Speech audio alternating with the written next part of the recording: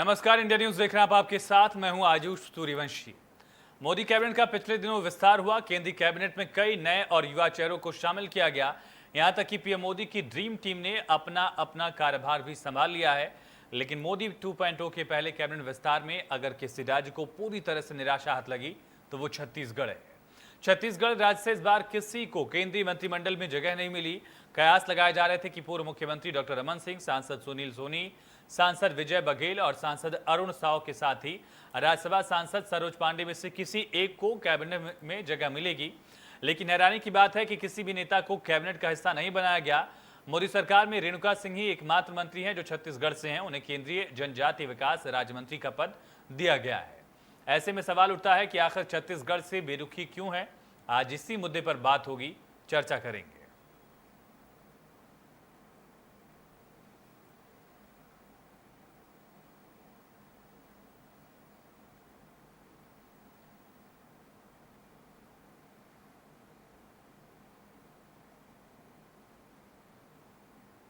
तो मोदी कैबिनेट में छत्तीसगढ़ बीजेपी के किसी भी नेता को जगह नहीं मिलने के बाद कांग्रेस को बीजेपी को घेरने का मुद्दा मिल गया। एक ओर कृषि मंत्री रविंद्र चौबे ने बीजेपी पर निशाना साधा है, वहीं दूसरी ओर कांग्रेस संचार विभाग प्रमुख शैलेश नितिन त्रिवेदी ने बीजेपी पर हमला बोला।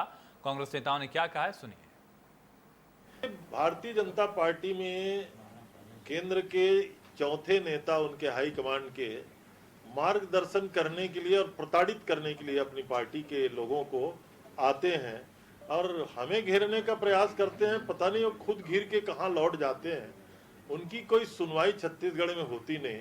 और आप देख रहे हैं केंद्र में भी अभी 2 दिन पहले मंत्रिमंडल का पुनर्गठन हुआ। छत्तीसगढ़ की कितनी घनघोर उपेक्षा की गई। तो भारतीय जनता पार्टी की लोगों की और यहाँ के नेतृत्व का दिल्ली में भी उनकी कोई सुनवाई है या नहीं है, इसमें बड़ा संदेह होता है मुझे। मंत्रिमंडल के विस्तार की चर्चाएं हैं। इन चर्चाओं के बीच छत्तीसगढ़ के किसी भी सांसद या किसी भी नेता को पार्टी नेतृत्व से फोन आने की, पीएम सचिवालय से फोन आने की कोई जानकारी, कोई समाचार नहीं मिल रहा है। ये बड़े दुख और चिंता का विषय है। छत्तीसगढ़ से एक समय में 2 केंद्रीय मंत्री रहे। तो रविंद्र चौबे का बयान आपने सुना। रविंद्र चौबे ने सीधा निशाना साधा, कहा मोदी कैबिनेट में छत्तीसगढ़ को दरकिनार कर दिया गया है और इसी को लेकर हमला बोला गया है। दरअसल छत्तीसगढ़ से केंद्र में एकमात्र मंत्री हैं रेणुका सिंह और इसके अलावा इस मंत्रिमंडल विस्तार में जहां सभी राज्यों को लगभग साधने की कोशिश की गई, लेकिन छत्तीसगढ़ बीजेपी से किसी को भी न तो फोन आया था, ना ही शपथ लेने का मौका मिला। एक बड़ा पहलू है। लेकिन सवाल ये भी कि 11 में से करीब दरअसल 9 सांसद, एक दीपक बैज और ज्योत्सना महंत को छोड़ दे तो बाकी सभी 9 सांसद बीजेपी के हैं।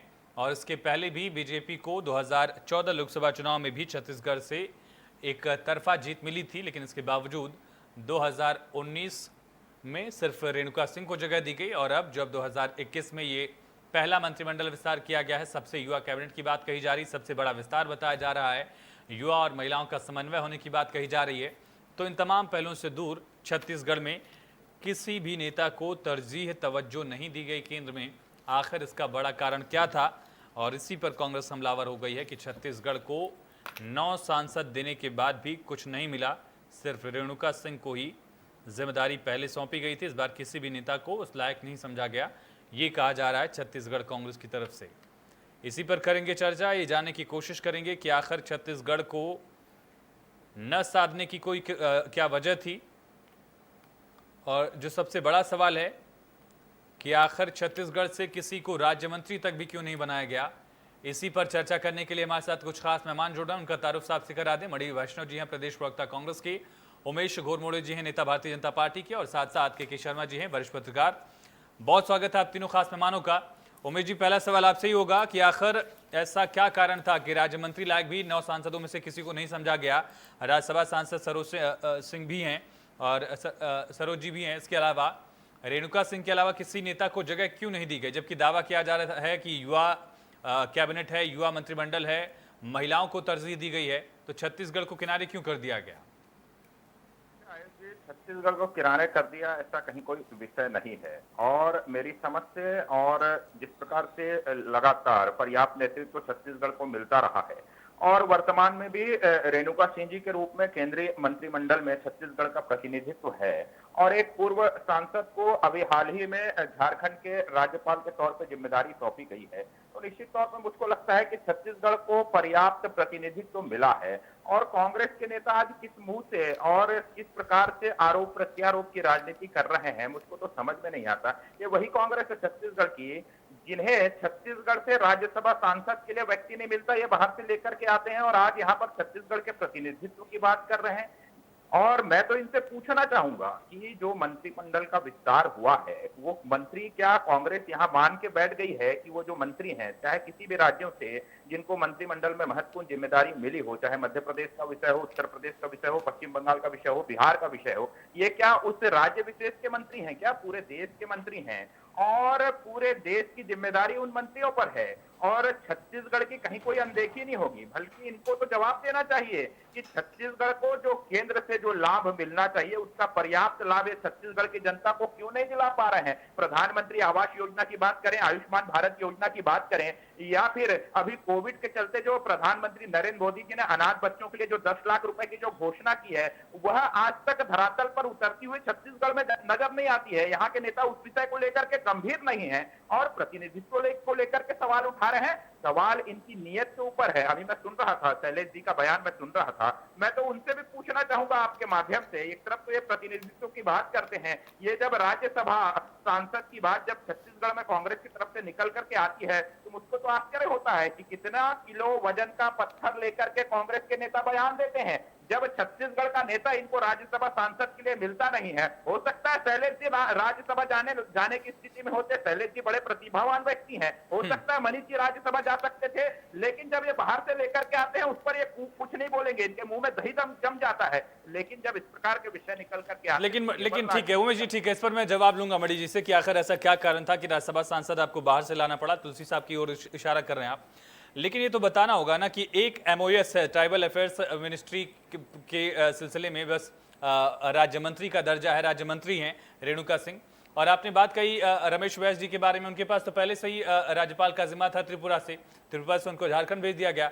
रेणुका सिंह जहां थी वहीं हैं, उनको प्रमोट कर दिया गया होता तब भी समझा जाता कि छत्तीसगढ़ को चलिए ठीक है एक कैबिनेट मंत्री मिल गया, किसी एक को राज्य मंत्री तक नहीं बनाया गया। जहां छत्तीसगढ़ 2 साल पहले खड़ा था, छत्तीसगढ़ केंद्रीय मंत्रिमंडल में वहीं खड़ा आज के आज। उमेश जी देखिए आयुष जी, मुझको नहीं लगता कि कहीं कोई प्रतिनिधित्व में कहीं कोई कमी है। अभी मणि वैष्णव जी आपके लोकप्रिय चैनल में बैठे हुए हैं, वो रेणुका सिंह जी से बात करें या फिर अपने मुख्यमंत्री के माध्यम से केंद्र के तमाम मंत्रियों तक इस छत्तीसगढ़ के विषय को पहुंचाएं। निश्चित तौर पे छत्तीसगढ़ के हित में लगातार केंद्र सरकार ने निर्णय लिए हैं। चलिए ठीक है, मैं समझ गया कि कैबिनेट जो है वो मंत्रिमंडल जो है पूरे देश के लिए ठीक है। मणि जी मैं आपके पास आ रहा हूँ, आपको भी तो राज्यसभा सांसद प्रदेश में नहीं मिल पाया, तो फिर बीजेपी पर सवाल क्यों है? सबसे पहले तो आयुष जी, ये जो भारतीय जनता पार्टी, छत्तीसगढ़ की भारतीय जनता पार्टी है, वो कराहते हुए जिस अंदाज में अपने दर्द को छुपा रही है और इतने गंभीर विषय को, छत्तीसगढ़ के प्रतिनिधित्व के विषय को कोई दूसरा दिशा देकर इसे छुपाना जो चाह रही है, उसकी मैं कड़ी निंदा करता हूं। इन्हें सबसे पहले तो मैं कहना चाहूंगा कि केंद्र में जो भारतीय जनता पार्टी की सरकार बैठी है और ये जो अमित शाह जी और नरेंद्र मोदी जी की जो जोड़ी बैठी है, ये जो 2 लोगों की पार्टी है, यह छत्तीसगढ़ को बेहद दोयम दर्जे से देखती है और खासकर तब से दोयम दर्जे से देख रही है जब इनकी पार्टी को 13-14 सीटों में सिमटा दिया गया और जितना भी बहुमत है वो ज्यादातर बहुमत जो है वो कांग्रेस पार्टी को दे दिया गया। तब से यह सौतेला व्यवहार केंद्र में बैठी भारतीय जनता पार्टी छत्तीसगढ़ के साथ कर रही है, चाहे वो 2500 रुपए किसानों को धान देने की बात हो, चाहे वो GST का पैसा न देने की बात हो, दबाकर बैठने की बात हो। तो ये जो दोयम जो व्यवहार है, सौतेला व्यवहार है, वो केवल भारतीय जनता पार्टी के नेताओं के साथ हो रहा है, केवल पूर्व मुख्यमंत्री डॉक्टर रमन सिंह जी के साथ हो रहा है, ऐसा नहीं है। ये पूरे छत्तीसगढ़ के साथ हो रहा है, छत्तीसगढ़ की जनता के साथ हो रहा है। उमेश घोरमोड़ी जी काफी बड़ी बड़ी बातें अभी कह रहे थे, ठीक है, हम मानते हैं कि छत्तीसगढ़ से जो है किसी को भी मंत्री पद नहीं दिया गया, लेकिन मैं इनसे पूछना चाहूंगा कि पूर्व मुख्यमंत्री डॉक्टर रमन सिंह 3 बार मुख्यमंत्री रह चुके हैं इस प्रदेश के। कितनी गंभीर बात है और कितनी शर्मनाक बात है कि उन्हें शपथ ग्रहण तक में नहीं बुलाया गया है। कितनी घोर निंदा की बात है। छत्तीसगढ़ को कितने मतलब गिरे हुए नजरों से लोग देखते हैं कि पूर्व मुख्यमंत्री डॉक्टर रमन सिंह को शपथ ग्रहण में नहीं बुलाया गया, मंत्री बनाना छत्तीसगढ़ से दूर की बात है। और मैं आपको बताना चाहूंगा कि रेणुका सिंह जी की बातें कह रहे थे, जब उमेश जी मैं लौटता हूं आपके पास। जब छत्तीसगढ़ में 2 कांग्रेस सांसद थे। उस टाइम यहाँ से चरणदास महंत जी केंद्रीय राज्य मंत्री थे। अभी छत्तीसगढ़ से 9 सांसद भारतीय जनता पार्टी के हैं, उसके बावजूद केवल एक मंत्री है रेणुका सिंह जी। और अभी जैसा कि आप बता रहे थे कि मंत्रिमंडल का विस्तार जो हुआ, इसमें हर राज्य को प्रतिनिधित्व करने का मौका मिला। गुजरात से और बाकी जगहों से, राजस्थान से, मध्य उड़ीसा से, हर जगह से मिला। लेकिन छत्तीसगढ़ से एक भी व्यक्ति इन्हें योग्य नहीं लगा, एक भी व्यक्ति को इन्होंने मंत्री पद नहीं दिया। और एक और बात मैं कहना चाहूंगा कि केंद्र में जो बैठी भाजपा सरकार है, वहां मंत्री पद ऐसा है कि मंत्री पद मेले में लगी वो कार जैसा है। मेले में जो कार होती है उस कार जैसा है, बच्चों की कार जैसी। चाहे उस कार में चाहे कोई भी बैठे, उसको चलाने वाला कोई दूसरा ही होता है। बच्चा बैठा रहता है कार में, लेकिन उसको ऐसा लगता है कि मैं चला रहा हूं, लेकिन उस कार को चलाता कोई और है। तो वैसी केंद्र में बैठी जो सरकार है, उसका भी हाल यही है जो मोदी जी है। और जो ठीक है मणि जी, लेकिन बीजेपी कह रही कि राज्यसभा सांसद का टिकट देने के लिए, राज्यसभा भेजने के लिए आपको छत्तीसगढ़ कांग्रेस में नेता नहीं मिला, आप लोग भी बाहर से लेकर आए। जी, छत्तीसगढ़ में नेता नहीं मिला ऐसी बात नहीं है। यहाँ जो छत्तीसगढ़ जो कांग्रेस पार्टी है, यह जो है यहाँ नेताओं की भरमार है। कांग्रेस पार्टी में जितने योग्य नेता हैं, जितने अच्छे नेता हैं, और जितना छत्तीसगढ़ को प्रतिनिधित्व मिला है, कांग्रेस पार्टी जब केंद्र में बैठी थी उस टाइम जितना प्रतिनिधित्व कांग्रेस पार्टी के यहाँ नेताओं को मिला है, उतना भारतीय जनता पार्टी सपने में भी नहीं सोच सकती। चलिए ठीक है उमेश जी, जल्दी से जवाब दिए, फिर मैं केके सर के पास जाऊंगा। कुछ कह रहे थे आप? कहीं बात करूंगा, मेला खेला का बड़ा शौक रहता है कांग्रेस को। और 2014 से पहले जिस प्रकार से 2G 3G और जीजा जी का मेला लगा हुआ था, और उस मेले में सोनिया गांधी जी जिस प्रकार से कार चला रही थी और उसमें मनमोहन सिंह जी बैठे थे, वह समय भी देश की जनता ने यहाँ बेहतर तरीके से देखा है। और जिस प्रकार से ये राज्यसभा सांसद के विषय को लेकर के गोल मोल जवाब देने का यहाँ पर प्रयास कर रहे थे मणि जी, और इन्होंने साफ तौर पर यहाँ पर कह दिया कि हमने छत्तीसगढ़ को प्रतिनिधित्व नहीं दिया है, तो सीधे तौर पे छत्तीसगढ़ की अनदेखी करने का काम तो कांग्रेस ने किया है। और जब छत्तीसगढ़ से राज्यसभा सांसद भेजा जा रहा है, तो जी आप कंपटीशन दे रहे हैं क्या कांग्रेस को? बात है तो आप उसमें साफ तौर पर मुकर रहे हैं और स्वीकार भी कर रहे हैं यहाँ पर। तो इससे बड़ी अनदेखी छत्तीसगढ़ की जनता के साथ। ठीक है, मैं लौटता हूँ जी आपके पास। क्योंकि सर मैं आपके पास आऊंगा, चुनाव में भी 2.5 साल से ज्यादा का वक्त है, ये इसका नुकसान उठाना पड़ा या फिर लोकसभा के अलावा सारे चुनाव में नुकसान बीजेपी को उठाना पड़ा, इस वजह से नुकसान छत्तीसगढ़ बीजेपी को मिला है? कारण क्या रहा होगा?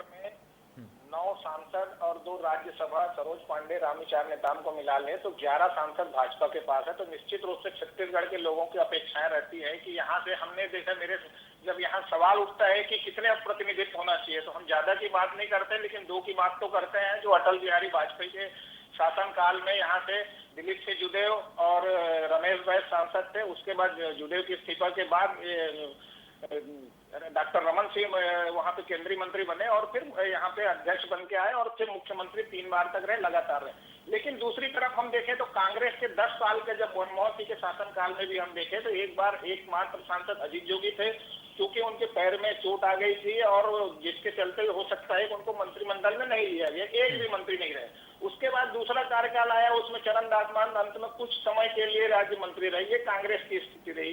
भाजपा में हम देखें तो वही स्थिति चली आ रही है कि एक बार विष्णुदेव साय जी रहे मोदी जी के पहले टर्म में, सेकेंड टर्म में हम देख रहे हैं तो रेणुका सिंह जी है। तो रेणुका सिंह को कद को बढ़ाने की बात होती, किस कद के नेता वहां पर हैं जिससे हम देखते हैं 8 बार का सांसद विद्याचरण जी को के नाम से छत्तीसगढ़ की एक पहचान बनी हुई थी। बड़ी बड़ी योजनाओं को लेकर हम बात करें, 7 बार के सांसद रमेश बैस जी रहे। लेकिन अब जो पूरे नए सांसद आए हैं तो हमें अपेक्षा है और भाजपा को भी चाहिए कि नेताओं को अवसर दे करके एक उनका कद बढ़ाए। और ठीक है जी, मैं इसमें सवाल जोड़ना चाहूंगा। मुझे याद है जब 2019 में टिकट को लेकर बात चल रही थी तो लगभग एक बार तय हो गया था कि सबका टिकट काट दिया जाएगा, और हुआ भी। ज्यादातर जो पूर्व सांसद थे उनका टिकट काटा गया था, नए चेहरों को मौका दिया गया। मोदी मंत्रिमंडल में भी नए चेहरों को मौका देने की बात कही गई है कि नई पीढ़ी परिवर्तन से जोड़कर देखा जा रहा है, युवा चेहरे हैं, वो सारी चीजों पर छत्तीसगढ़ खरा तो उतरता था। इन नेताओं को वही मेरा कहना है कि छत्तीसगढ़ में आप नया लीडरशिप यदि तैयार कर रहे हैं तो इन युवा सांसदों में जिनमें उत्साह है, सुनील सोनी की बात करें, संतोष पांडे की बात करें, बिलासपुर में साव की बात करें, सभी युवा सांसदों में एक उत्साह देखने को मिल रहा है और अपने क्षेत्र के विकास के प्रति इनमें ललक भी है। लेकिन इनको जब अवसर मिलेगा उस स्तर पे जब बढ़ेंगे तो छत्तीसगढ़ में निश्चित रूप से एक नया नेतृत्व पैदा होगा। और जो दिलीप सिंह जुदेव, रमेश बैस और एक खालीपन जो आ रहा है उसको भरने के लिए आपको समय चाहिए, और इनको जब अवसर देंगे तभी छत्तीसगढ़ में इस प्रकार का नेतृत्व जो हम देखें, अरविंद नेताम, मैं फिर से भी नाम लूंगा, विद्याचरण, श्यामाचरण, रमेश बैस, अरविंद नेताम के साथ ही कौशिक, पुरुषोत्तम कौशिक, ब्रिजलाल वर्मा जैसे ऐसे कई नेता छत्तीसगढ़ से रहे हैं। तो हम क्या ये मान के चले कि छत्तीसगढ़ राज्य निर्माण के बाद केंद्रीय नेतृत्व में कहीं न कहीं एक खालीपन की स्थिति आ रही सरकार को लेकर के। दूसरी ओर आप देखिए, इससे पहले मध्य प्रदेश में जब छत्तीसगढ़ था तो यहाँ के वरिष्ठ नेताओं का एक कद था और वो कुछ कद के चलते हुए दिल्ली में एक उनका दबदबा बना रहता था और सरकार से प्रधानमंत्री तक से उनकी बातें जो कुछ दमदारी से सुनी जाती थी। बिल्कुल, शुक्ला ब्रदर्स से लेकर वोरा साहब तक का कद एक वक्त पर बहुत करीब माना जाता था तब के प्रधानमंत्रियों के जुड़े हुआ।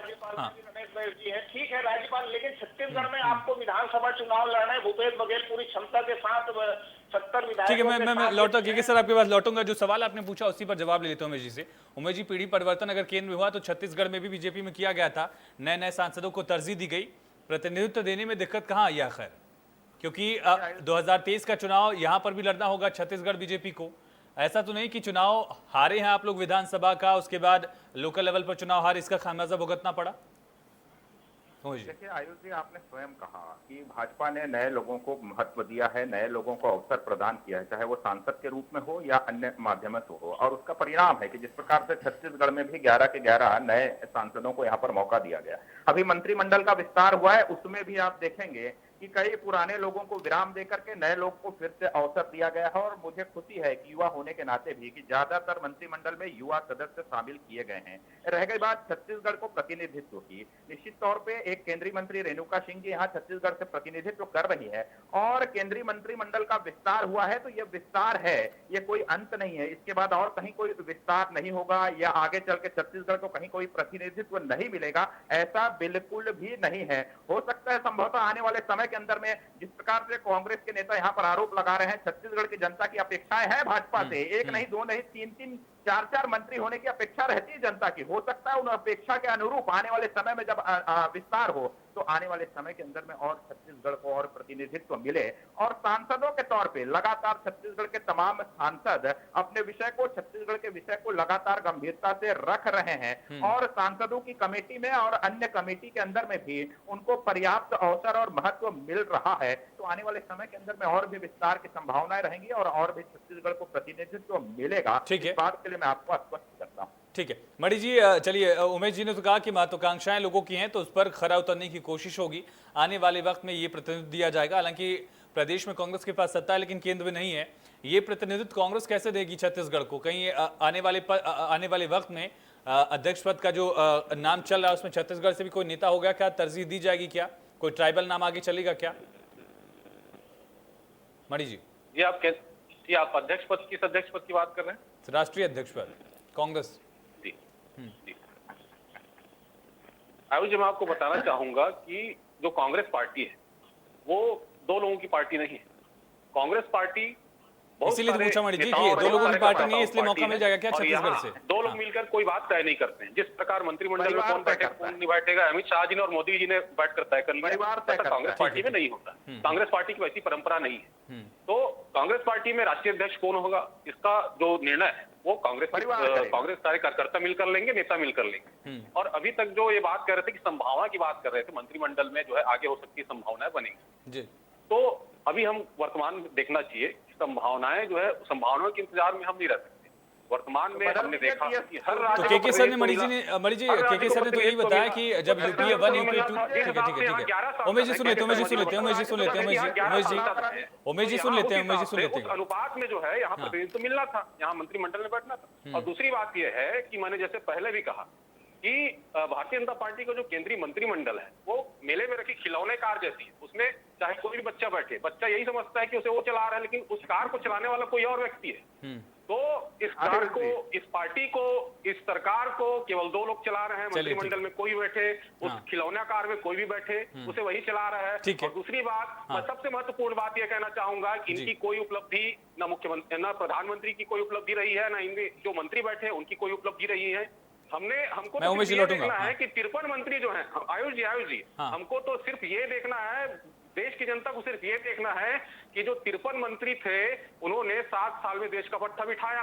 अब 78 मंत्री जो बने हैं वो इस काम को करने में कितना समय लगाएंगे? ठीक है सर, मैं आपकी बात संक्षेप में आपसे ये जानना चाहूंगा कि उमेश जी को जो उम्मीदें हैं कि आने वाले वक्त में अगर इस तरह से विस्तार होता है तो क्या वो विस्तार जैसे यूपी में चुनाव से ठीक 8-9 महीने पहले हुआ, इस तरह से 2023 के लास्ट में भी कई राज्यों में एक साथ चुनाव होंगे, राजस्थान, छत्तीसगढ़, मध्य प्रदेश होगा, तो एक और विस्तार की उम्मीद तब तक के लिए कर सकते हैं?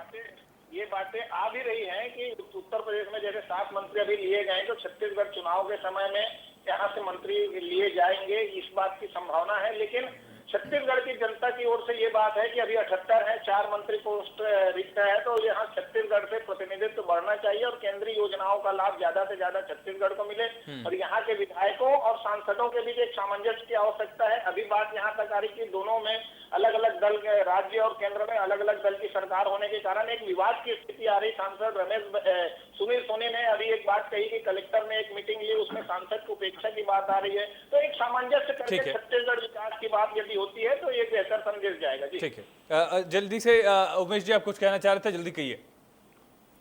ये लगातार मनी जी बच्चे का उदाहरण दे रहे थे, बच्चे से मुझे याद आया कि एक बच्चा है देश के अंदर में जो लगातार इंतजार कर रहा है कांग्रेस पार्टी का अध्यक्ष बनने के लिए, और लगातार कांग्रेस पार्टी का बट्टा उन्होंने कई विधानसभा चुनाव के अंदर में बैठा करके विश्व रिकॉर्ड बनाने का काम किया। एक परिवार विशेष है जिसके आधार पर कांग्रेस पार्टी चलती है और वही परिवार बीते मुद्दा ही नहीं था बनाने में लगा हुआ है। ठीक है, लेकिन देश की जनता देख रही है कि किस प्रकार की स्थिति वहां पर निर्मित हुई है। ठीक है, इसलिए कांग्रेस को पहले अपने घर में चलिए ठीक है उमेश जी बहुत शुक्रिया आपका चर्चा में जुड़ने के लिए, मणि जी बहुत शुक्रिया चर्चा में जुड़ने के लिए, के शर्मा सर बहुत शुक्रिया चर्चा में जुड़ने के लिए। तो छत्तीसगढ़ को फिलहाल के लिए भले ही इस तरह से रिप्रेजेंटेशन न मिला हो, लेकिन ये उम्मीद जाहिर की जा रही कि 2023 में विधानसभा जब चुनाव नजदीक होंगे उस समय राजस्थान, छत्तीसगढ़, मध्य प्रदेश जैसे राज्यों में चुनाव होगा, उसके पहले छत्तीसगढ़ को भी उसी तरह से प्रतिनिधित्व दिया जा सकता है केंद्रीय मंत्रिमंडल में।